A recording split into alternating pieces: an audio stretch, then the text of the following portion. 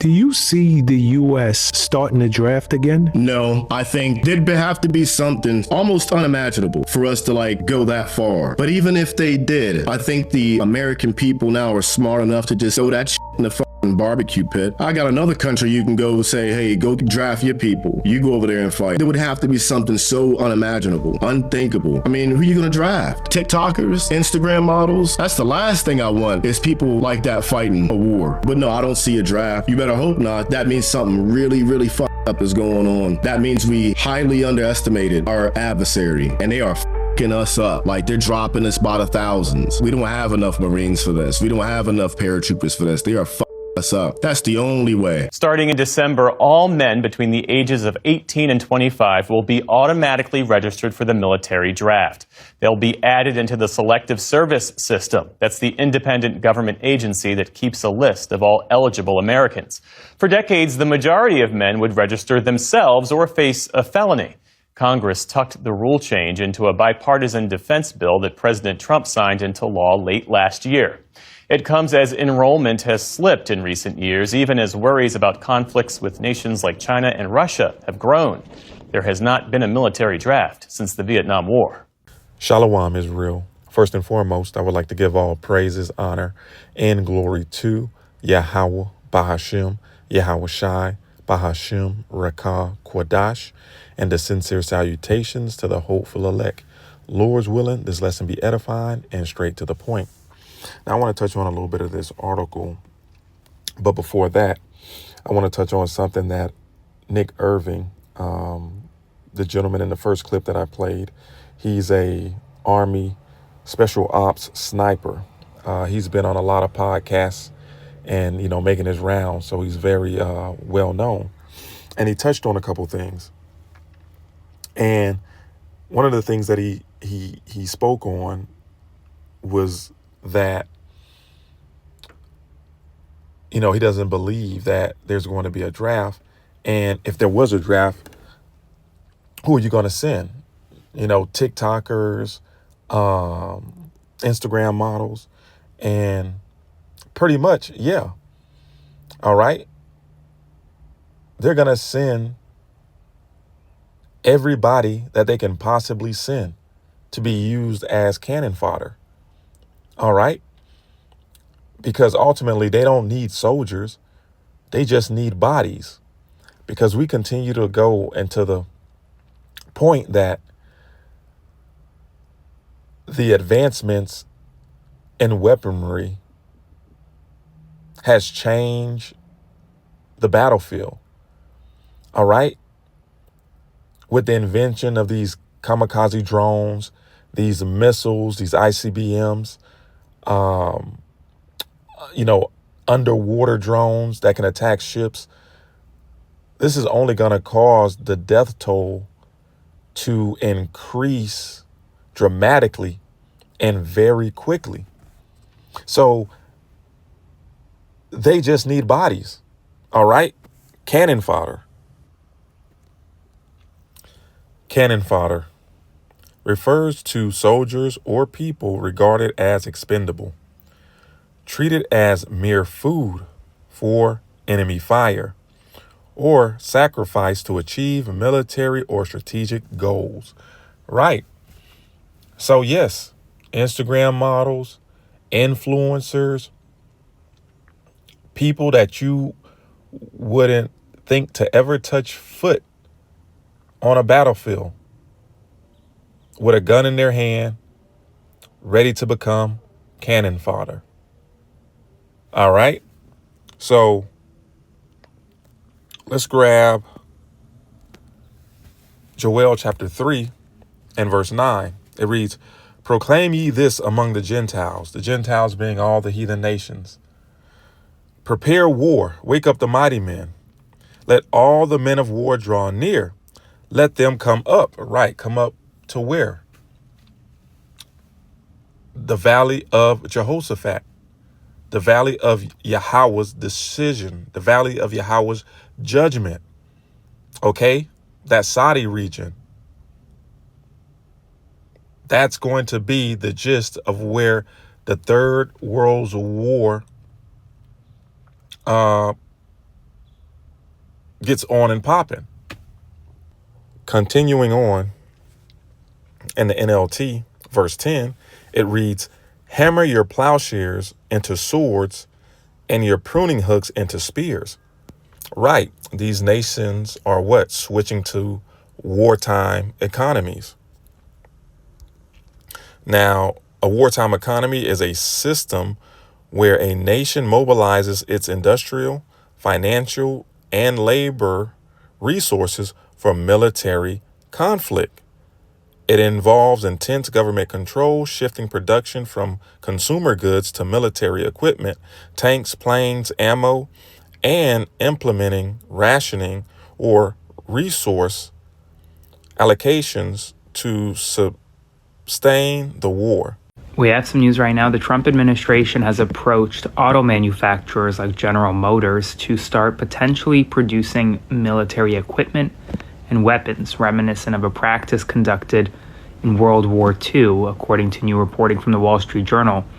The Trump administration is ramping up a economy heading into 2027 and really the rest of 2026 that is shifting to a major wartime posture.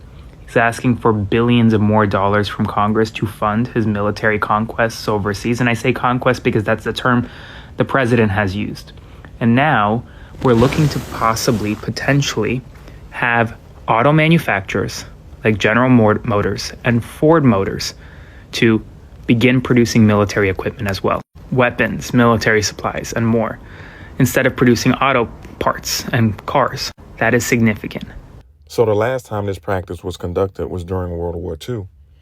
And that makes sense because we are in the midst of World War III, whether you people choose to believe it or not. This is Revelation chapter 11 and verse 14. It reads, the second woe is past, and behold, the third woe cometh quickly. Right. World War II has passed. And behold, the third world's war cometh quickly. And so it's no surprise that things that were taking place during World War II are taking place now, such as the United States beginning to switch to a wartime economy. But not only the United States, a plethora of countries around the world have already took the initiative to start preparing their countries for war and their people for war. All right. Unlike America. Now, this is Ecclesiastes chapter 3, and we'll start at verse 1. It reads, to everything there is a season and a time to every purpose under heaven. We're going to jump down to verse 8. It reads, a time to love and a time to hate. And we are in the time of hate. You know, the scriptures say the love of many is waxing cold. And you're seeing people act like never before. A time of war and a time of peace. And we are definitely in the season of war. And not regular war. Okay, the war to end all wars.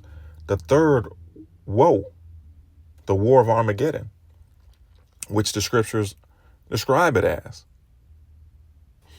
So let's go back to Joel 3 and verse 10. It reads in the NLT, hammer your plowshares into swords and your pruning hooks into spears. Train even your weaklings to be warriors. Right. Your weaklings, your Instagram models, your influencers, all of these overweight GMO babies. Okay. They're going to draft you. They're going to throw you into basic training. I think, if I'm not mistaken, basic training back in my day lasted about 3 to 4 months. You'll be lucky if you guys get 3 to 4 weeks of basic training. Okay, because you're going to be used as cannon fodder. So what's the point in spending the resources to train you fully? Okay. And you're going to be thrown on boat, a ship, a plane, and you're going over to the Middle East, to the valley of Jehoshaphat, to die. Thus saith the Lord, Yahweh Ba'ashem Yahweh Shai. I'm going to end it here in 2nd Esdras, the 16th chapter, beginning at the 33rd verse. It reads, the virgin shall mourn, having no bridegrooms. The women shall mourn, having no husbands. Their daughters shall mourn, having no helpers. In the wars shall their bridegrooms be destroyed, and their husbands shall perish of famine. And you're seeing an issue with food rationing on these naval carriers now, okay? Because this is a war of attrition, and it's not going to be easy to deliver food into a war zone, okay? Especially when that food has to come from halfway across the world, okay? And I'm assuming some coming from their, their closest allies. All right. But, this ain't like Uber Eats. They just make a phone call and drop the food off. They're going to be in the midst of drone attacks. OK, swarms of them. OK, missile attacks. And that's where a lot of the famine is going to come from. OK, food is not going to be moving in and out. OK, just look up World War II. So we're going to end it there, and I'll leave you with this clip.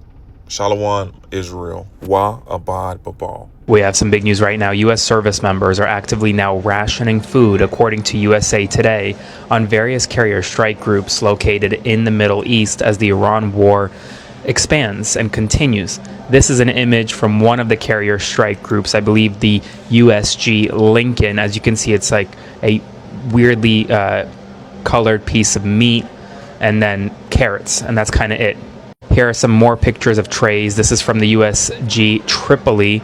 As you can see, it's just a little bit of pulled meat and a couple tortillas. That's it. That's all they're getting right now. Rations are running low, according to USA Today, on various carrier strike groups.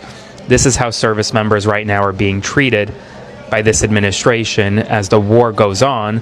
They're still stuck there, and the U.S. is actually sending even more service members overseas as we speak.